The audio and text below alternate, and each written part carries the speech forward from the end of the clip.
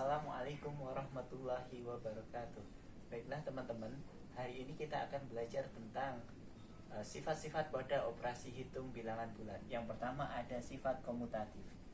Sifat komutatif berlaku pada penjumlahan dan perkalian. Di SMP ini kamu harus lebih terbiasa dengan memisalkan angka sebagai huruf. Misalnya kayak ini, A tambah B sama dengan B tambah A.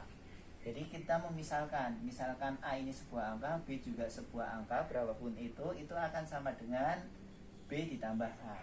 Di dalam perkalian juga berlaku sifat komutatif. Misalnya A dikali B akan sama dengan B dikali A. Jadi misalnya ada A itu angka berapapun, B juga angka berapapun, dikalikan A dikali B itu akan sama dengan B dikali A.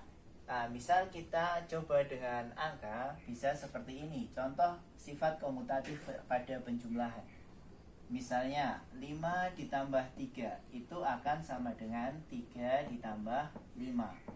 Sama-sama hasilnya 5 ditambah 3 itu 8, kemudian 3 ditambah 5 juga 8.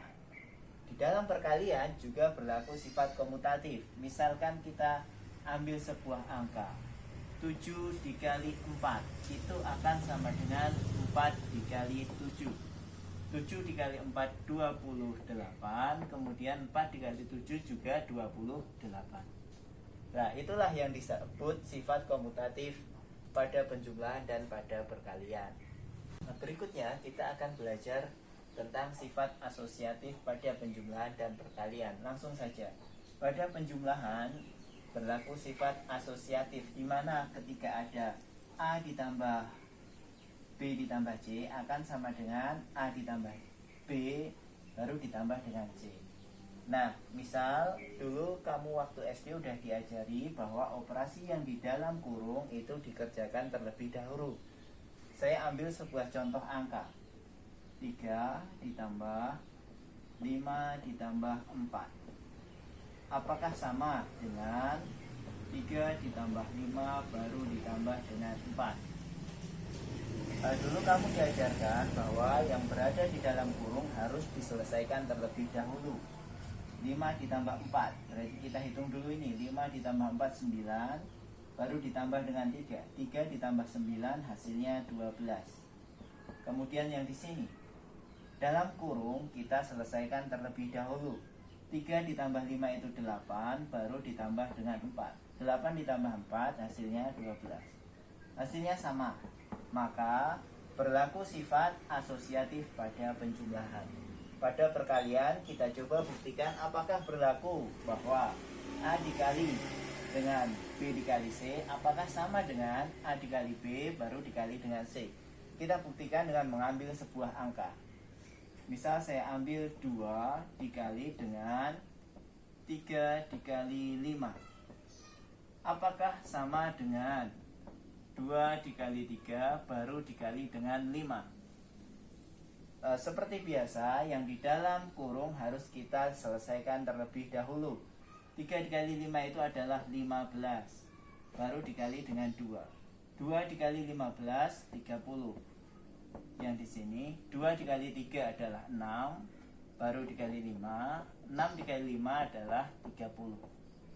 Hasilnya sama, maka sifat asosiatif berlaku pada perkalian.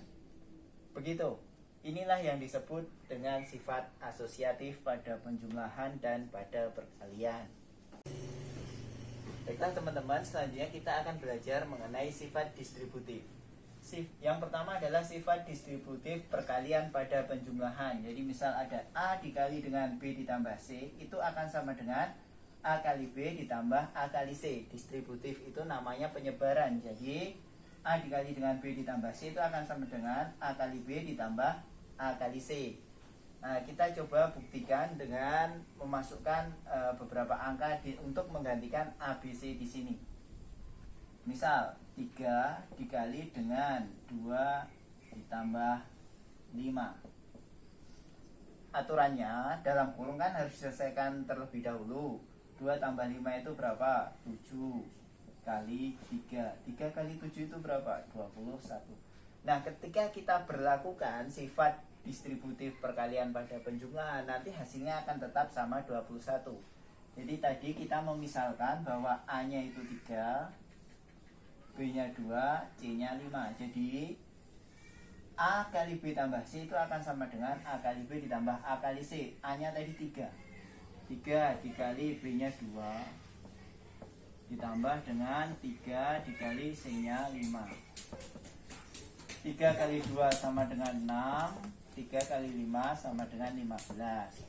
6 ditambah 15 sama dengan 21.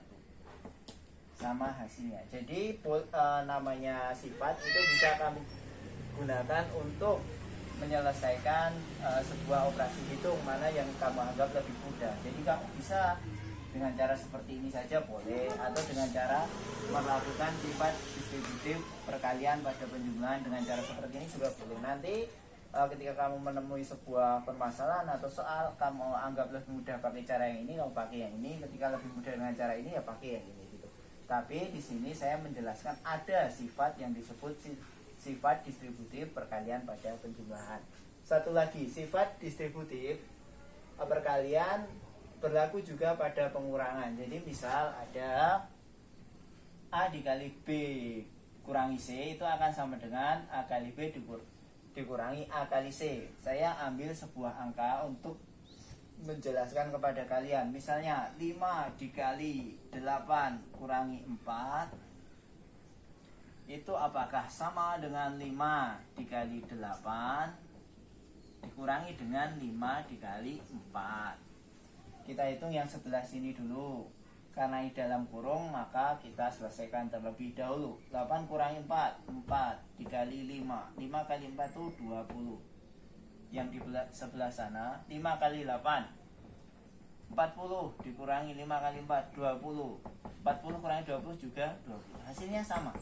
Jadi ketika kamu menemui suatu soal atau permasalahan, boleh kamu selesaikan dengan cara seperti ini. Boleh juga kamu selesaikan dengan memperlakukan sifat distributif perkalian pada pengurangan. Nah, untuk materi hari ini cukup.